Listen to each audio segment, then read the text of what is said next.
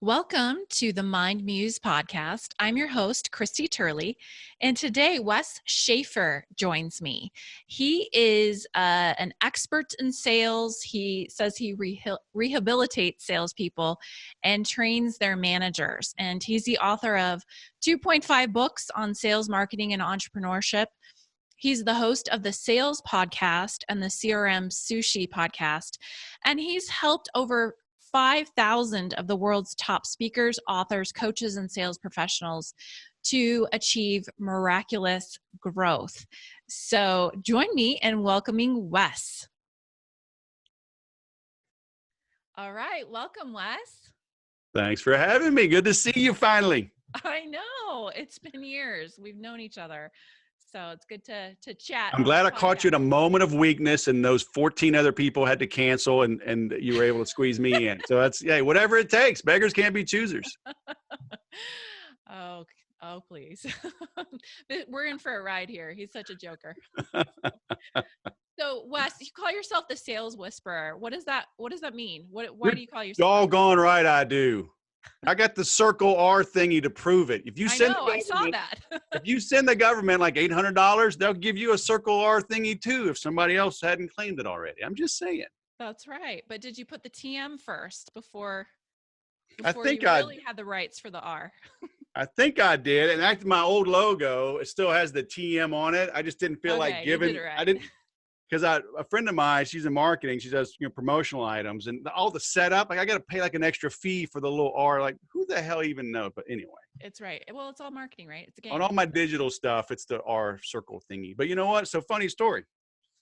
Captain Kangaroo was not a captain and he was not a kangaroo, right? He just gave himself that name. And Dr. Seuss wasn't even a doctor, and his name wasn't Seuss either. So give yourself your own damn name, but do it quickly, because I waited to file my trademark just till I had a little more money, a little more cash flow. I mean, because I did it early in my business, and someone had filed already ahead of me, but they had filed an intent to use, whereas I was already using the name. I was running workshops, had business cards printed up. I owned the URL, which was a good thing.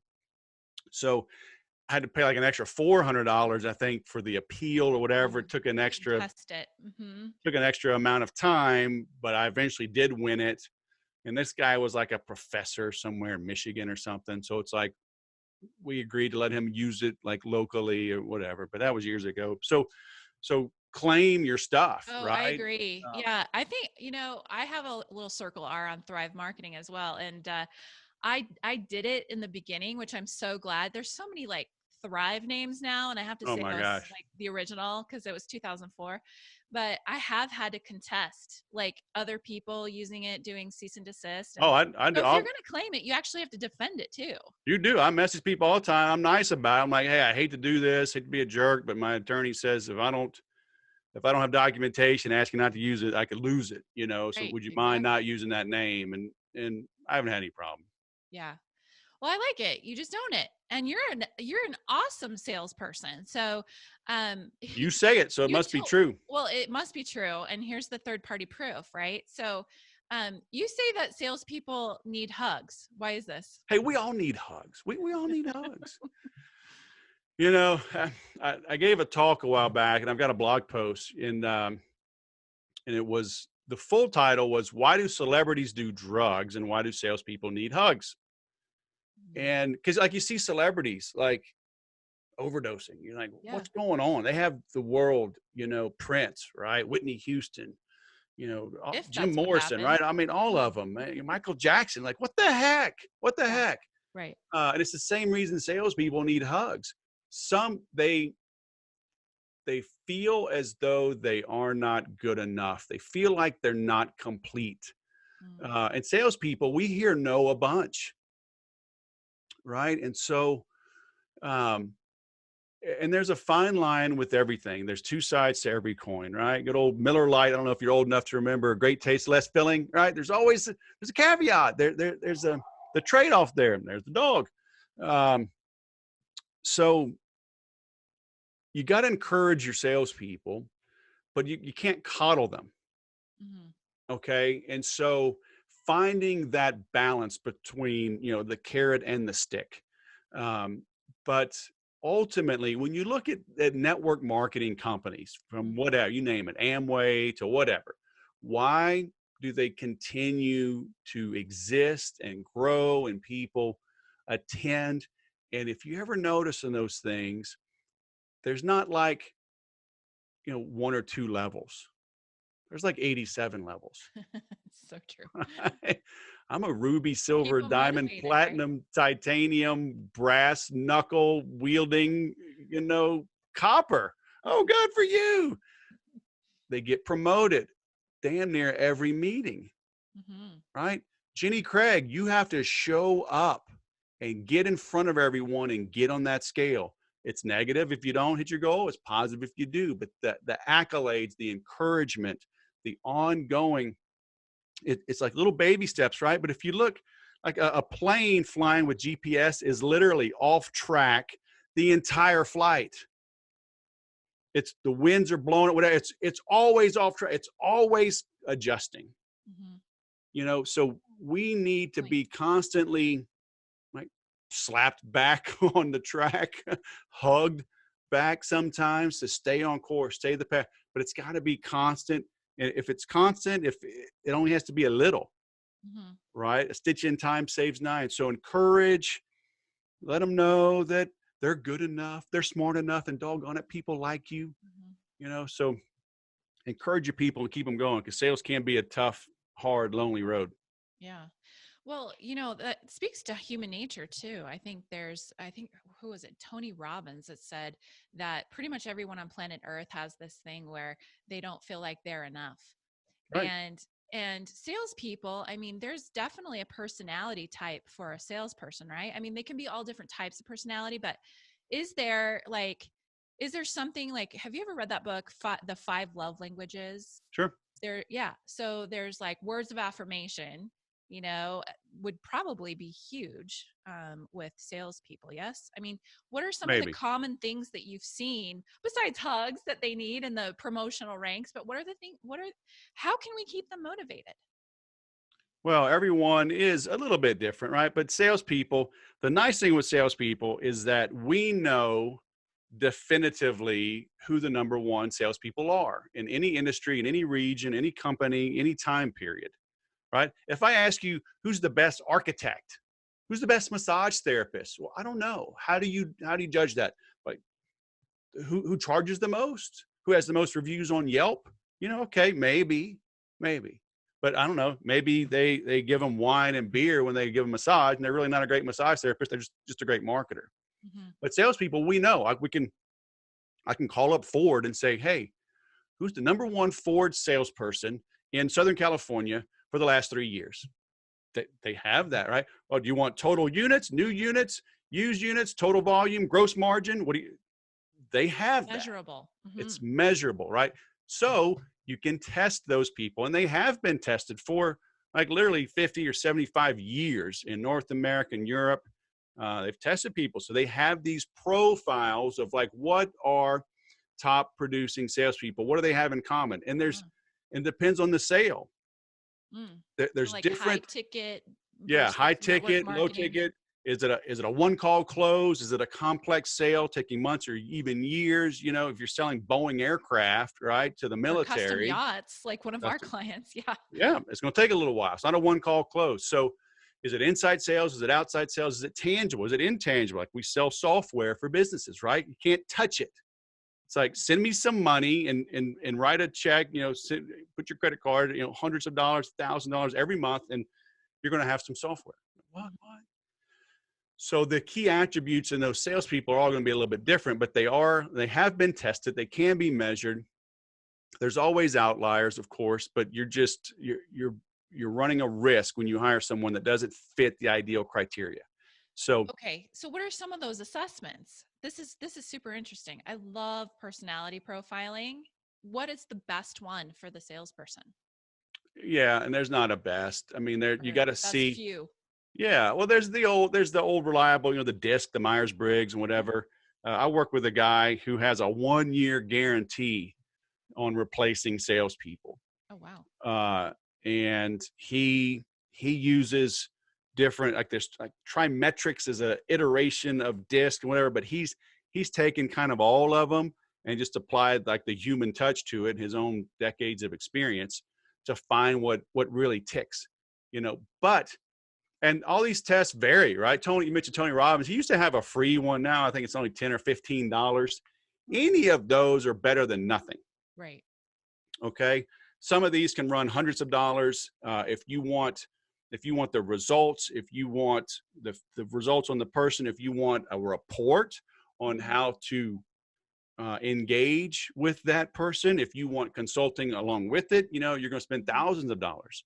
Okay. But it's the old adage, what if I train my salespeople, blah, blah, and they leave? It's like, well, what if you don't train your salespeople and they stay?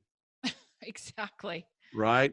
So hire correctly, get the training that you need to motivate and retain top talent, but literally do a search. And if somebody's listening to this, if you've never done a personality profile, go find a free one, go find a $10, $15, $20 one, and literally any of them are better than nothing. And start to experiment with it, see how are the results. Because the cool thing is you can give it to your existing people. Right. Okay. Let them take it and all of you analyze and say, hey, how accurate is this? Right. And maybe test a few. Okay. You got 5 people. All right. You go take 5 different tests. What's 25 tests? They're $10 each. Okay. $250. They're $20 each. All right. You may spend $1,000 and have 5 people in your office all go take 4 or 5 tests. You can start to kind of line them up and see.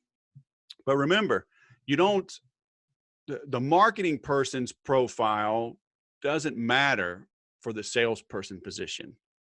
So if you have 5 people, make sure they're all in the same role, right? They're all in 5 salespeople, not the office manager and the marketing manager and the IT guy and your 2 salespeople. Those They're don't totally matter. Different people, right?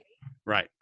So go do that and you'll see which one is really working. If you're a bigger company, you got a little bigger budget, call me, right? And I'll bring John in and it's going to cost you some money, right? But it's going to be a fraction of what it costs when you hire the wrong person. Exactly. Like there's so many studies out there about the cost of turnover. I mean, you've got the cost of hiring, then you've got the cost of firing and having to replace, and it's tens of thousands of dollars. There's calculators out there that'll do it for you. Plus the opportunity cost, like they're not out there hustling doing deals. Exactly.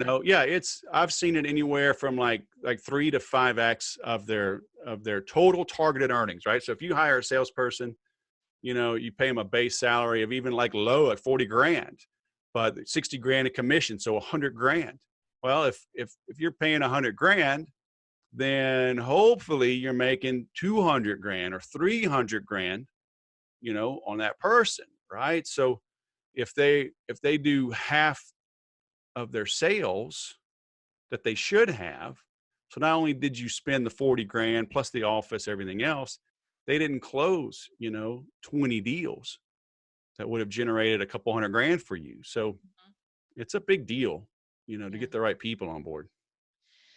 So let's talk about that. You mentioned base and commission, and what are some of these dirty little truths about hiring salespeople that you've got to watch out for? Whether you're looking to hire someone as an employee or a contractor, or high ticket or low ticket, what are some of the things that you need to watch out for? Well, like a mutual fund, past performance is no guarantee of future results. Most people are hiring, they want to hire someone with experience. Well, the problem there is just because they did sell somewhere else doesn't mean they will sell for you. And how do you know that they're accurate and honest with what they told you they were selling? So, and also people will hire for a Rolodex. Oh, we need to get Christie, and she knows everybody. She's been in the business 20 years. There's Google. You can look people up. Don't hire somebody think you're going to get access to all the people that they know. But the reason companies do that, number one, is business owners need to understand their number one job is to market. Sales manager's number one job is to recruit. Okay. And that's where most people fall flat on their face. Are you a sports fan at all? Do you like football, basketball? I don't watch. I played, and I don't continue You to played watch, but I football? get That's it. No, I awesome. did. I played, well, European football. I played soccer. So, Oh, all right. All right. So, in college, um, that they can only play for 4 years, mhm, right? Schools like, football, they can redshirt someone. So they can set them aside for a year and let them grow and develop. Because you're 18 years old, right? You're still growing, and jumping into a college, like a really big program, it's a big jump. It's faster, it's more complex. So at most, at best, a college is going to have their players at most for 5 years, and they'll only play 4. Great schools, like you got Alabama and LSU coming up, right? I'm a big LSU fan. So, you know, Nick Saban was the coach at LSU, then he left. Now he's at Alabama. He he has great players. The great ones usually only stay about 3 years, and then they're recruited to the NFL. I've heard that he's lost something like 17 coaches in like 8 or 10 years. hmm, Phenomenal, right? But he's still every year competing for number one. He recruits. He knows that these kids are going to leave. He knows these coaches are going to leave. So he is always recruiting, bringing in fresh blood. So, do you have a system in place to bring in top talent all the time and identify them? And I guarantee you, Nick Saban does not adjust how he coaches. He gets these superstar kids and says, look, you're great. You're this 5-star athlete. You're like number 1 in the country, number 2 in the country, top player in Texas, whatever. But you're going to step your game up because you're going to be in the best program in college, but it's my program. Okay. So are you on board or not? You want to be a hot dog, do your own thing? This is not the program for you. Most companies, they get desperate. They don't recruit. So their top person leaves, because that's what happens with top people. They get recruited away, or they go start their own thing. mhm. Okay. The dogs never leave. The top ones leave. So now you're desperate. So now you run an ad. Oh, please, please, please, just come on. Our top guy just left. We got to do. We're hurting. The guy's like, I want to work from home. I want you to deliver me coffee and Subway sandwiches every day, and every other Friday off, and, double my commission. Okay, fine. Yes, please just come work for me, please. You're done. That person's not going to be productive, Right. you know? So you gotta turn things around, have a process, document the process. I work with people all the time, on these fancy CRMs and marketing automation and all this. But it's like, what does it take to get someone on the phone, to set a meeting, to get the decision makers in the meeting, to show up for the meeting, to ask good questions, to answer them honestly, and to give you honest feedback on their budget and accept the deal? Mhm. What does that really take? They don't know. They don't know. So now they hire someone, and they're like, well, here's your computer. Here's your iPhone. We got you LinkedIn Navigator. Oh, yeah, your quota is $1 million. Go get them. What do I do? What do I say? When do I say it? Well, you'll figure it out. See the problem there? Yeah, totally. So what are those steps? What are the proven steps to make, well, you say make every sale. I love that as a tagline. Like, who thinks that way? Who thinks 100%, at 10 out of 10 sales? That's great, but how do you do it? Well, so that make every sale means 2 things. So one is, your goal is to make every sale. You should, have a high goal. If you have 10 opportunities, your goal should be to close all 10. But the deeper meaning behind make every sale is, what I say is, to make any sale, you must make every sale. And so the analogy that I use is dating, right? Have you ever been on a date? Christy, you ever Oh been on a date? yeah. You're Oh, asking me. I thought it was just hypothetical. you ever Yes, been on a I've been on date? All tons of right. dates. You've Yes. been on a date, right? Yeah. So do you remember when you and your husband first met? Yeah.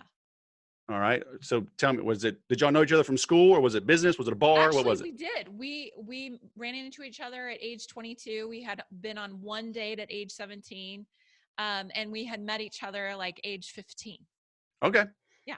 So that's very cool. My wife and I met at a bar, San Bernardino, just up the road. Okay. So when I say to make any sale, you must make every sale. So I met her at a country bar. I could dance. I can still dance. Cool. So 2 hours before I go to the club, I'm washing my clothes. I'm taking a shower. I'm shaving. I'm putting on deodorant and cologne, right? I'm shining my boots. To make any sale, I got to make every sale. Do I have dirt under my fingertips, my fingernails? Do I smell? Is my shirt old, faded, out of style, wrinkled? Okay. Now I get to the bar. We make eye contact, or do I walk up behind her, grab her by the shoulder, and spin her around and say, "Come dance with me"? Right? To make any sale, you got to make every sale. How I approached her mattered. Mm-hmm. Did I hold her hand? Did I lead? Did I have her lead? You know, when we danced, was I trying to be all fancy and impress her, or just kind of go with the flow, keep it simple, chat a little bit? Was I clingy? Was I, "Hey, can I buy you a drink? Oh, can I get your phone number?" When do I ask for that? When do I ask for a second dance? To make any sale, you got to make every sale. So, Mm-hmm. the fancy word in marketing is congruency, Mm-hmm. right? Do you have a video ad? What's the call to action? Does it say learn more? Does it say buy now? Does it say order now? Does it say order today? Is it an orange button? Is it bold? Is it all caps? Does it have an exclamation point? When I get to the landing page, is it the same color scheme, or do I have, is it a young woman on the ad and then it's some old dude with a beard on Right. the landing page? Like, Right. oh, a confused mind says no. That's right. Some people call it AdSense too. Like Yeah, that's another way of saying it. Mm-hmm. right. So there's a blonde young woman with blue font, blue content, blah blah. I land on a page and it's green and it's a dude with a beard, and I'm like, whoa, okay, well, yeah, okay, all right, go ahead. So all right, so now, right, then I click, and if it's like a big pop up, it's intrusive. If it I got to give like 37 lines of information just to get the report, whatever. Like, no, I'm not going to do that. Right.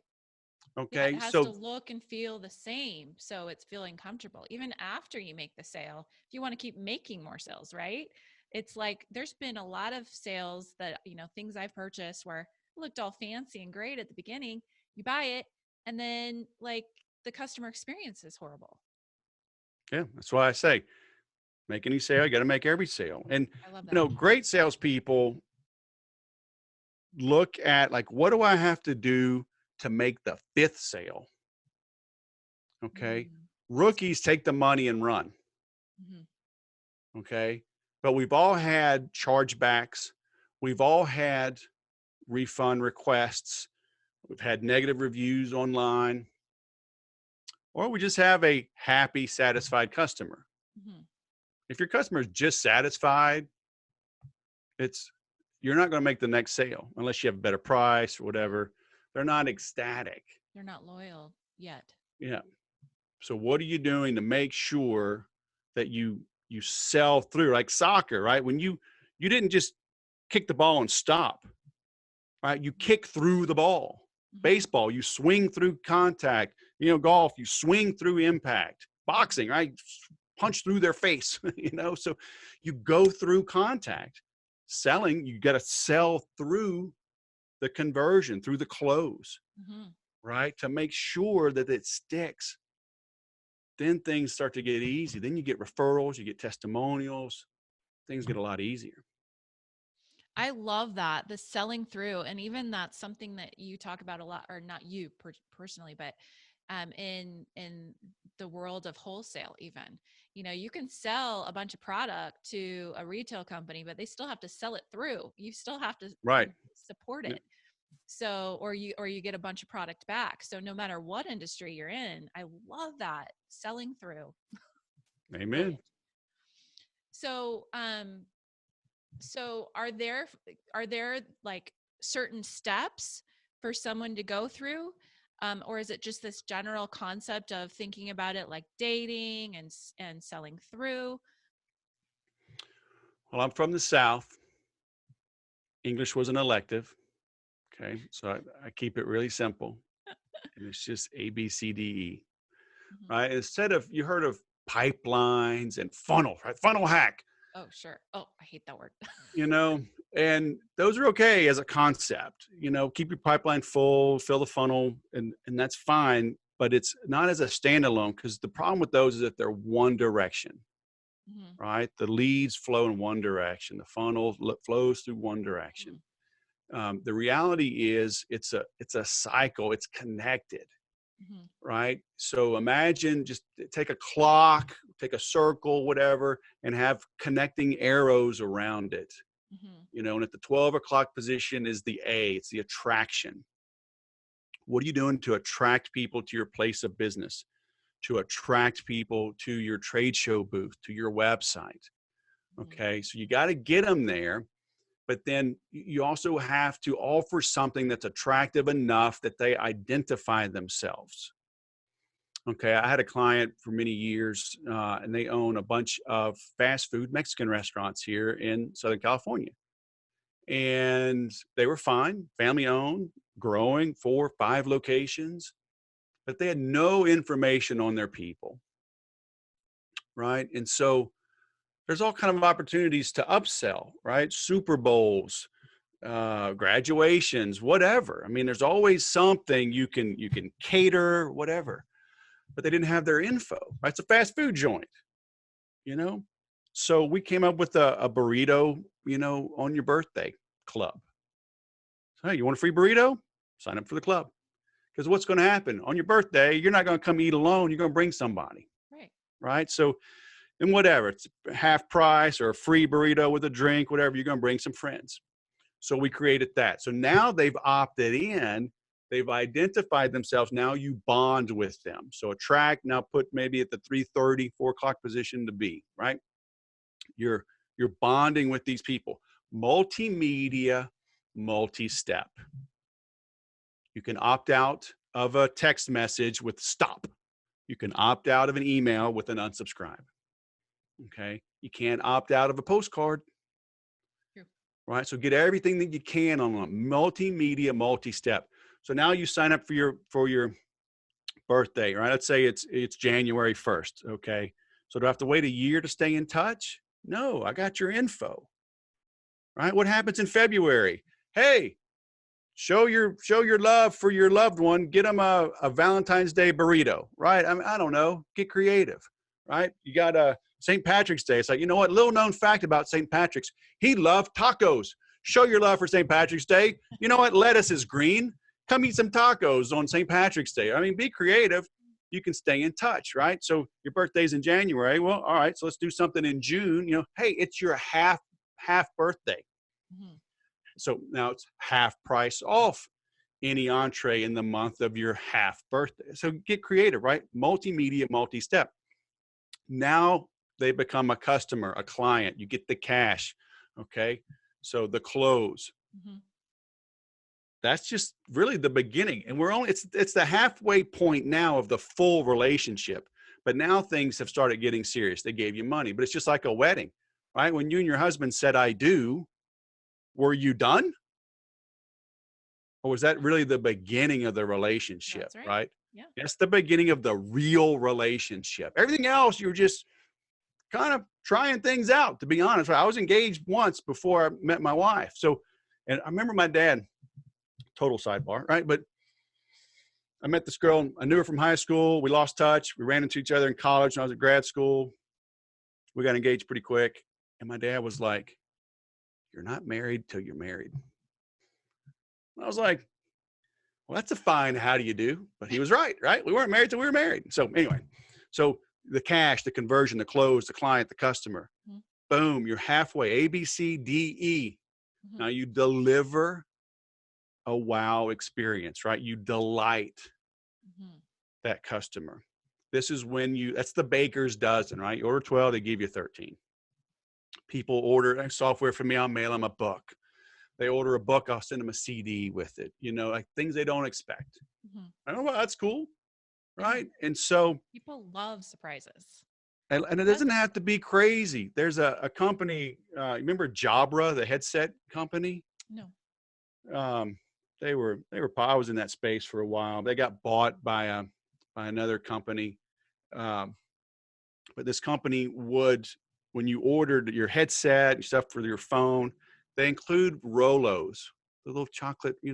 Yeah. Yeah. and the reason they did Rolos, because they discovered that chocolate would melt in shipment, but a Rolo was pretty tough, right? And so it wouldn't melt in a typical shipment. And so, and people just like, it's a little surprise. So I mean, like, what is that? 1 penny, right? But they delighted to the upside. Mhm. And when you do that, now you endear yourself to them. Mhm. Okay. A friend of mine, he ordered something from me a couple weeks ago, a hat actually, and I threw in some bonus. I threw some CDs. I threw in a handwritten note. He took a picture of this, posted it on Facebook, tagged me, starts bragging on me. I mean, ways that, I'm freaking blushing, right? And it's like, I couldn't say that about myself, but he could, right? So he gave me a $20 order. I put 2 CDs in that each cost me probably 80 cents. And I get all this free press. Yeah. So I've endeared myself to him. But now what happens? Again, we're back. So, right, you start at the 12 o'clock position, go to about 3:30 or 4, go down to like, I don't know, 7 o'clock. Now you have to go maybe 8 o'clock.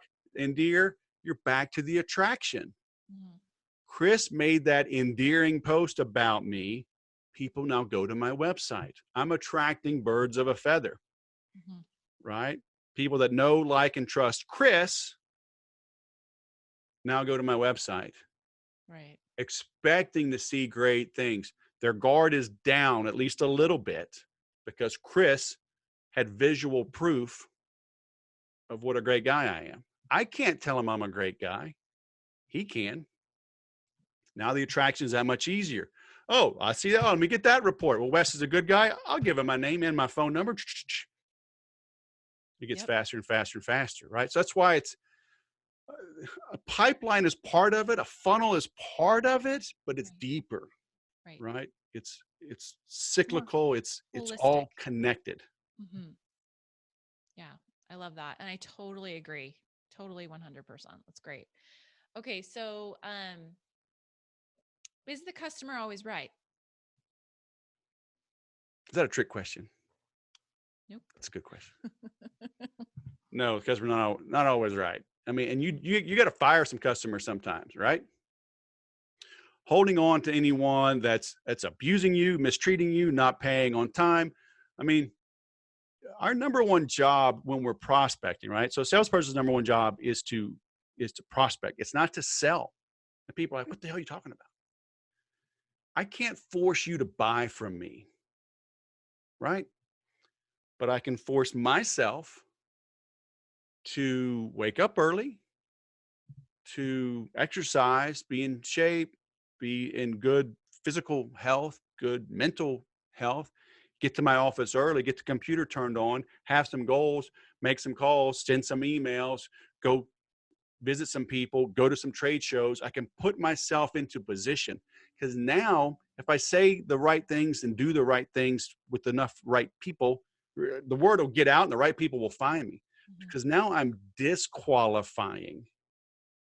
And it sounds like semantics. You're qualifying. No, I'm disqualifying.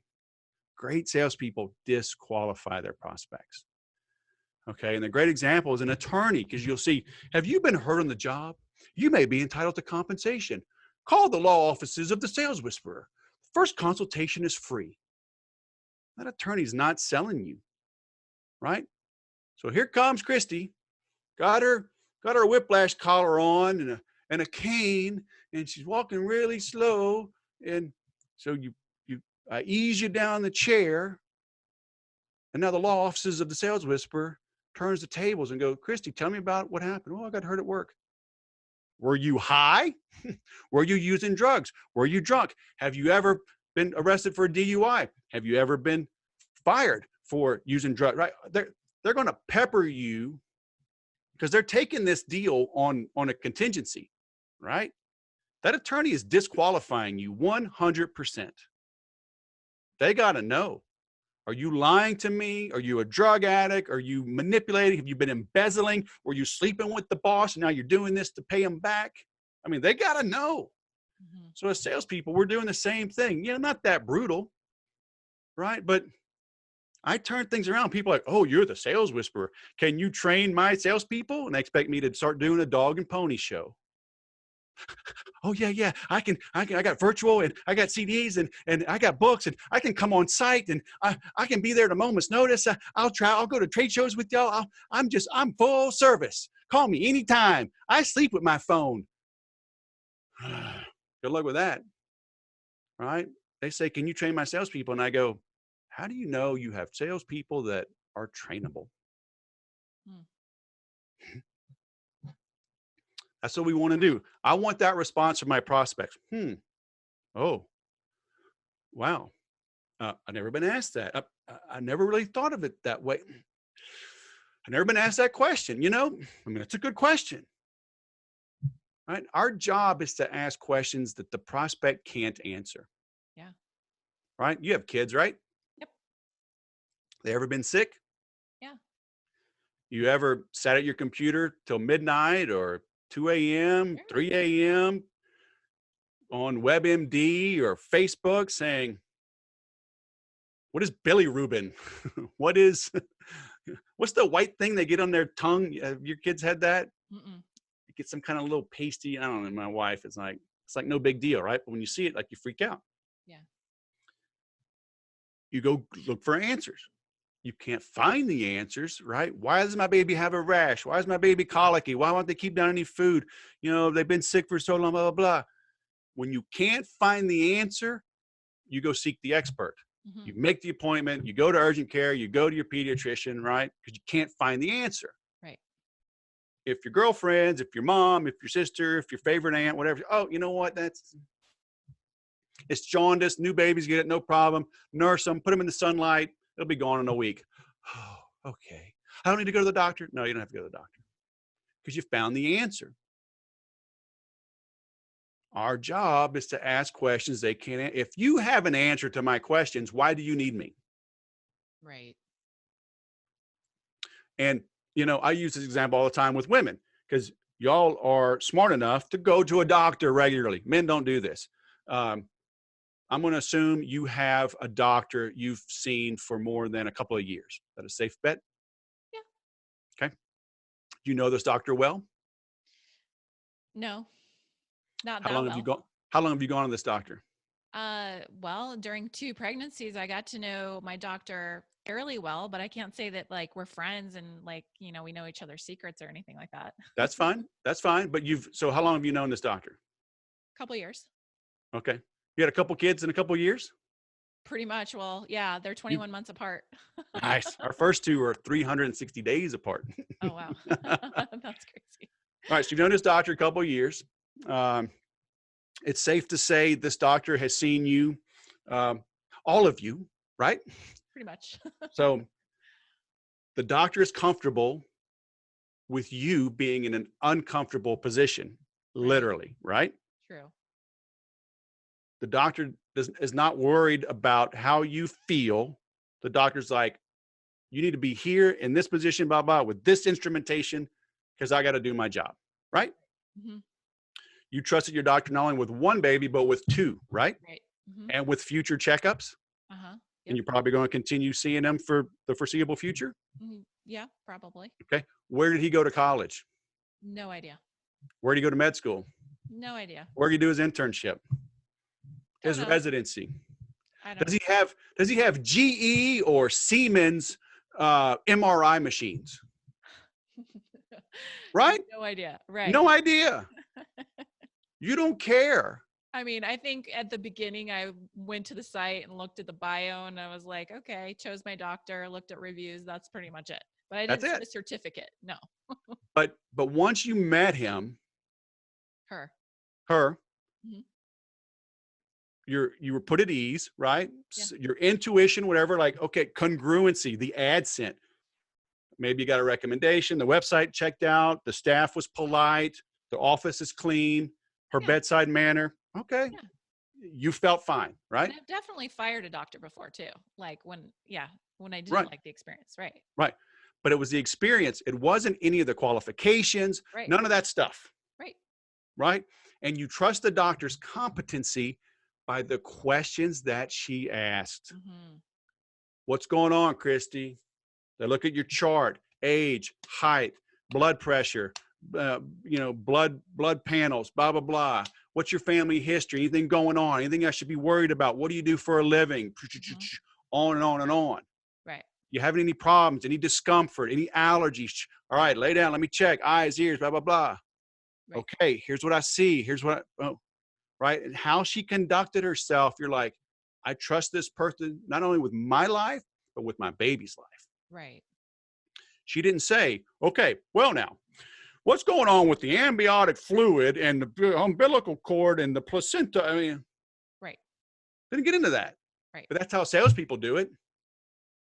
It's so true. Hey, look, I'm an OBGYN.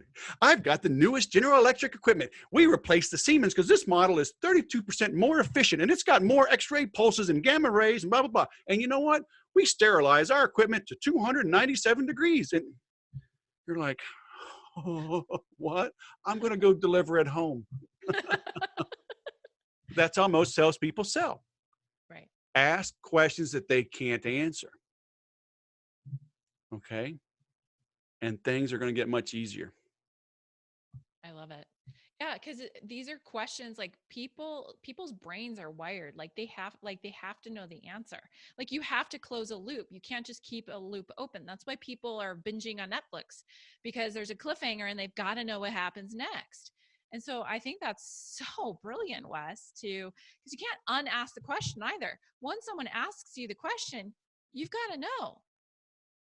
You know? You got to ask the question. Yeah, it's the open loop. Hear it rather. Yeah. Yeah. Watch any show. So speaking of Netflix, right? It's not one steady stream, one uncut sequence for 48 minutes. Right. Right? It's 3 or 4 or even 5 storylines. Mm-hmm. You know? Like look at Friends, right? Or whatever. I mean, you got 6 friends, you got 6 stories going on. True. You know, maybe they're together. So maybe you got 3 going on. And then a new guy coming in, new gal, new boss, whatever. So 4 or 5 stories. And it's 30 seconds, 45 seconds, jump to the next one. Mm-hmm. That's an open loop. You're like, whoa, what happened to them? Oh, what happened to, it keeps you engaged. Mm-hmm. Right. So that's a little bit more on storytelling and advertising. Yeah, but let's talk about stories though. Like how important are stories when you're pitching or when you're talking with the prospect? What's your viewpoint? I think like stories are all that matter. Mm. You know, Yeah. and this literally goes back to cavemen. Yep. You know, what were they doing on the walls? They were telling stories. Mm-hmm. You know, and The hero's journey, Joseph Campbell, the book by Joseph yeah, Campbell, Hero with a Thousand Faces, what George Lucas wrote or read before Star Wars. It's embedded in us. It's like we just unconsciously understand stories, right? well, we do. Why did Jesus tell parables? Right. Right. It's how the old adage I'm always taught is like before you can be different, you have to be the same. Mm-hmm. Okay. You got to meet them where they are. Like Jesus would say, if you have the faith of a mustard seed, like, okay, well, these were agrarian people, right? These were farmers. These were herders. They understood, he said, if you have 100 sheep and one leaves, won't you go get the one, bring it back and celebrate? Yeah. If a woman, you got 10 coins and the woman loses 1 coin, won't she light a lamp and look until she finds the one and then celebrate? Oh yeah. I know what a mustard seed is. I know what a sheep is. I know what losing her coins like. Oh, you're like that. Okay. Gotcha. Right. So for thousands of years, we've told stories. And really, it was only in the last 100+ years, radio came out, or, newspapers, right? Mass media, but then certainly radio. And then of course, television, we went from being, hey, let's go down to the general store, let's go down to the post office, let's go down to the barn, such and such is having a party. Everybody got together and they shared stories. How you doing? How's your mama and them, right? And catch up. But then radio, television, we all come to our little caves, and it's a one-way communication, for many generations. The internet, like social media, is bringing us back to the central square, right? Now we can give feedback again. I just now posted, before we got on, I'm going to go eat sushi tomorrow. And I don't know a lot about sushi. I know I like it. I just pretty much eat whatever they give me. The guy wants to meet. So I post on Facebook. Who's got a good all-you-can-eat sushi place in town? All these recommendations, right? Amazing. I didn't go look for an ad, right? I'm not looking up the yellow pages. Right. I'm asking my friends, which is what we did for thousands of years, right? Where's a good watering hole? I'm taking my horses over yonder. What's the best way to go? Where's the water? Where's the snakes? Where's the bear live? Well, let me tell you something. Take your shoes off and sit a spell. I'm gonna tell you about that bear. All right? We'd communicate. So we're back to that. And it's almost like people forgotten how to do it. So that's, I think, why we're seeing part of the reason we see all the animosity and all. But anyway, storytelling is pretty much all that matters. That's great. So how do we find our story? I mean, obviously stories matter, but what kind of story matters too, probably. There's, philosophies about, do I tell my whole rags to riches story, like in the entrepreneurial world? Sometimes that's not necessarily the right way to go, right? What kind of stories matter for different situations? Well, I think it was Ogilvy that said you must enter the conversation going on in the mind of the prospect. Okay. Great salespeople have great empathy. That means you need to be able to finish their sentences, right? Attorneys, they'll do that. They got to look for any gaps. They got to think, if I was that other person, how would I defend this? How would I fight this? Here in the political landscape, right? When they're preparing their candidates, somebody sits in as the other person and throws the biggest zingers at them. And so you're prepared. Do you understand your prospects so well that you can finish their sentences? If you do, then you know what stories to tell them. Okay. But most people make it all about them. I am sick to death of the transparent authenticity. We're transparent. We check our egos at the door. Whatever. Yeah, that can shoot you in the foot too. The first time you. But it's like, live up to look, that. if I'm on the phone with somebody or meeting them face to face, and they're like, "Well, I'm a God believing, I'm a Christian. You can trust me." Ugh, run. Right? If you got to tell me you're a good guy, you're probably not a good guy. Right. All right. Walk your talk. So, but what is the story? And some of it has to be your story, but the hero's journey, you got to make the consumer the hero. Look at the very earliest, Apple commercials, right? The white silhouette, the white iPod, the white earplugs, but it was a silhouette. Yep. You weren't focused on the person per se. You weren't even focused on the dials and the thingy and what's the size of the screen. It was 1,000 songs in your pocket, and the person was moving and grooving. They're dancing, They're jogging, they're riding the bike, they're outdoors, they're active with music. That's their story. Yeah. Okay. And so put the customer in the center of the story that you tell. And then maybe it's not them. Maybe you got to tell a case study of someone just like them. And so. Yeah, such a good point too, like matching case studies to the right people so that it's relatable. Again, it's like, if you're talking to an enterprise level company, you don't want to be talking about someone who went from 0 to 6 figures. It's like, okay, that's not exciting to me, or vice versa, you know? Yeah, like So, yeah, I'm selling Fords, right? You drive on my lot with your two babies. I'm not going to make any assumptions that you want a minivan, mhm. right? I'm going to say, what's going on? How can I help you? What are you looking for? You know what? I don't want to be another soccer mom. I like sports cars. You know what? Matter of fact, I like Mustangs. Well, it just so happens my younger sister loves Mustangs too, right? And she has two boys, and I don't know, they're like 3 years apart. But it's like, I'm going to tell you the story of Validate. my crazy sister with her green Mustang, putting two boys in that thing, Yeah. right? You're like, yeah, I like your sister. I'm Right. like, yeah, she's all right. She's kind of crazy, but yeah, as far as sisters go, I'm gonna keep her, right? I'm gonna put you in it through my sister, Right. right? And so validate your feelings, help you be confident to move forward. Well, yeah, I've always loved minivan or I love sports cars, but it's just not practical. We got two kids, and man, we got a dog, and our cousins and all live nearby. I'm taking 3, 4 kids sometimes. Hey, no sweat. You know what? I've had every minivan under the sun. We've had 2 Toyota Siennas, a Honda Odyssey, 2 Dodges. I get it. We love it. Let me show you why. Okay. I'm going to tell your story, right? It's my story, but you're in it. Hmm. So now you can relate. Now I'm giving you confidence so you can pull that trigger. Right. I love it.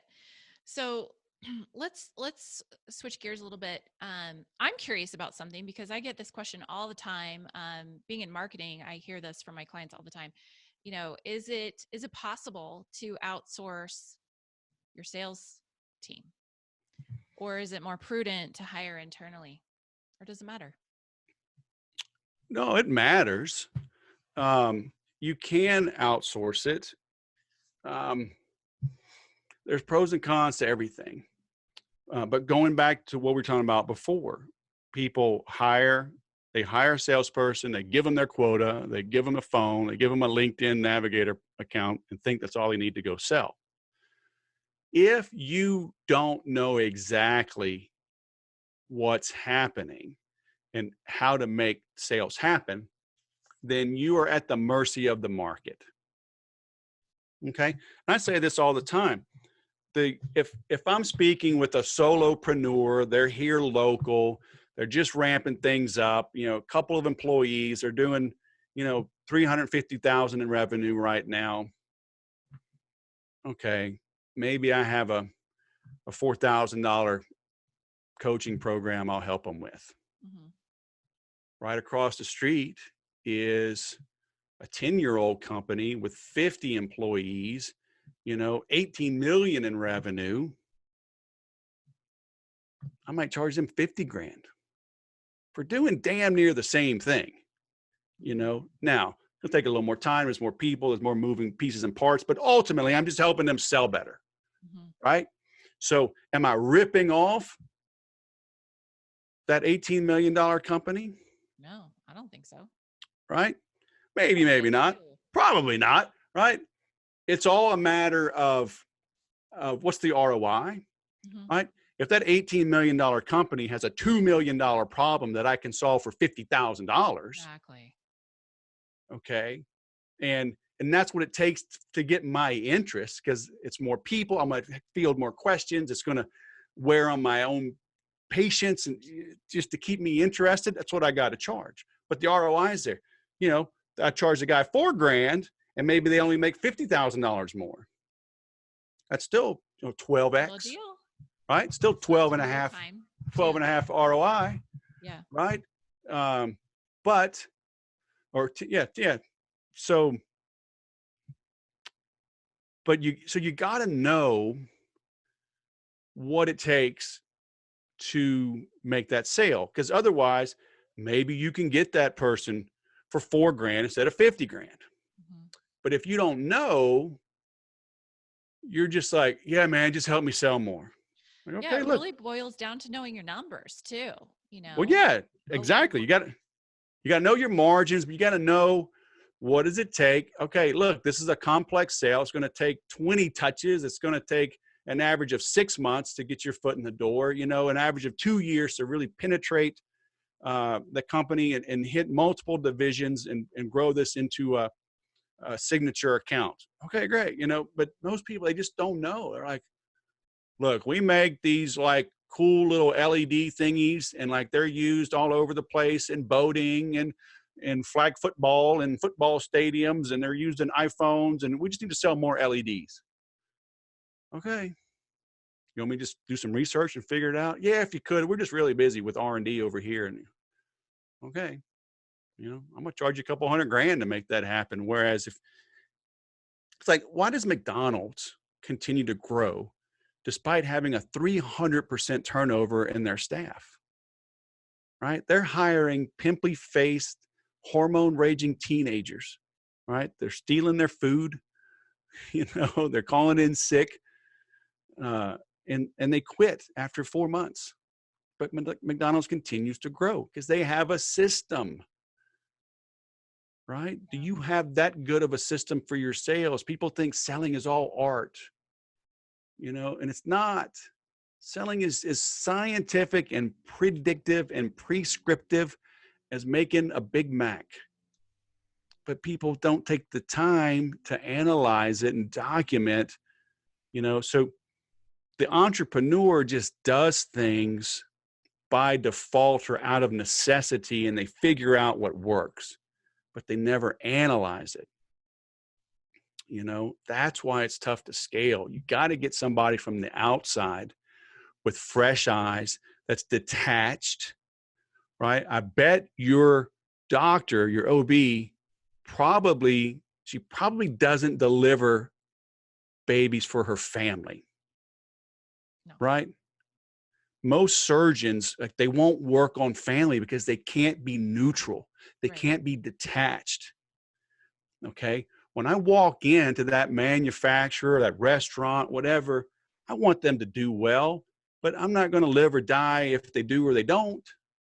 Right. So I can give them an impartial, experienced recommendation, Mm-hmm. right? So bring someone from the outside in, get their opinion, get their advice, and you're probably going to do a whole lot better. Right. And I would even add to that, a lot of times the answer you're looking for is an inside your own industry. So even looking for some Joe Schmo salesperson who has experience in such and such industry that's your own isn't necessarily the answer either. I mean, you've worked with, like I have, like so many different industries and business models and sizes of companies. Like hiring someone like you, it would be very much a good decision because you can be innovative and creative. You can pull ideas from different areas and your experience and be able to come up with a really great solution. Yeah, when you bring in industry insiders, you're going to get linear growth. When you bring outsiders, you get exponential growth. You know, and the classic examples are, you know, the Gutenberg press, right? It was a combination of a wine press, right? Push the grapes through and squeeze them, and coin stamping. Mm-hmm. You know, he's like, whoa, I can kind of put these together and put ink on paper. Holy smokes, right? The world changed. Henry Ford went to a butcher, right? A meat packing plant, right? At the time, I think it was like $3,500 he was selling his cars for, when the average annual income was like $700. So like 5X, right? So what's the average income in America? Say it's 50 grand, right? So I'd be like, average cars were $250,000. Wow. So we go, because like one or two or three people would sit and build the whole car. Right. So had all these tools, all this knowledge. Those were talented people. They had to pay them a lot. He goes to this meatpacking plant. He's like, I'm going to see like this butcher with like knives everywhere, making all these cuts. And what he saw was a disassembly plant, right? The carcass was hung and one guy made one cut and it moved along. Next guy made the next cut. He's like, oh, I can do that in reverse. Mm-hmm. I can assemble vehicles, exponential growth, right? Not linear growth. You know, I ask people all the time, what does a grocery store have in common with an airline? Do you know? I don't. Tell Do you, me. do you not know? I bet you know. I bet if you had a moment, you could. If I really think about it, I probably might come up with the answer for you. Right, but it's not obvious, right? Yeah, no, it's not But obvious. but you know, a tomato has a certain shelf life, right? Mm-hmm. Once you pass that date, milk, right? Eggs, Right. once they pass their expiration date, it's wasted. Got to throw it away, right? Gone forever. What happens at 8:01 for an 8 a.m. departure for a flight when there's an empty seat? It's gone forever, right? Yep. That plane is pushing back. Yep. The doors are closed. We're pushing back. Any of those empty seats are wasted milk, right? So an airline has a whole lot in common with a grocery store. Mm-hmm. So maybe you should bring an airline consultant into your grocery store or vice versa. Okay. Right. Now, I'm not saying 100% of the time, but getting them to come in and sprinkle and change things up a bit. So people say, you know, how much experience do you have with alpaca toenail grooming? You know, I'm like, none, right? Which is exactly why you need me. Yeah, I get that question all the time too. Yeah, these alpaca, I need to buy some of these things. I These things know, are right? popping. You know, so you need an outsider to come in. There's no sacred cows, right? I'm going to ask and uncover, like, why is this done that way? No, really. Tell me why. Oh, you always done it that way. Okay, why? Who can tell me why it's done this way? Okay, delete it. Nobody can tell me. Get rid of it. No buts. You're just hanging on to stuff because it's comfortable. Whatever. Right. Whatever. I'm not here to make you comfortable. I'm here to make you profitable. So if you can't explain it, get rid of it. So good. Well, that's good. That's even good advice for life too. I mean, traditions can keep us stuck. Yeah, sure. Like everything. I mean, there's two sides of every coin. Traditions are great. It tells you where you come from. It gives you Sure. pride and blah, blah, blah. But But it can there's a also reason get you stuck. that I could tell you know, hey, Yeah. we make burritos on Christmas every year because it's been a tradition since the 60s, you know, in our family. You know? Yeah. So it's a good That's tradition. cool. Yeah. Yeah. So you But got to have yeah, a reason. yeah, you got to have a reason. Agreed. Cool.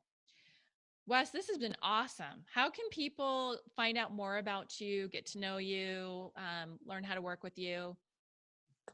Just go to my site, Okay. thesaleswhisperer.com. Everything's there. Phone number comes to me. Social media, it's me. It's not outsourced to somebody.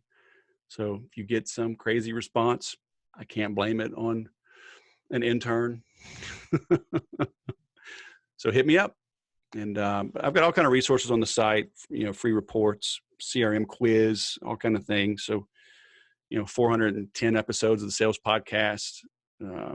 So there's plenty of stuff there to keep you entertained and informed and maybe even irritate you a little bit. But hey, that's what I'm here for.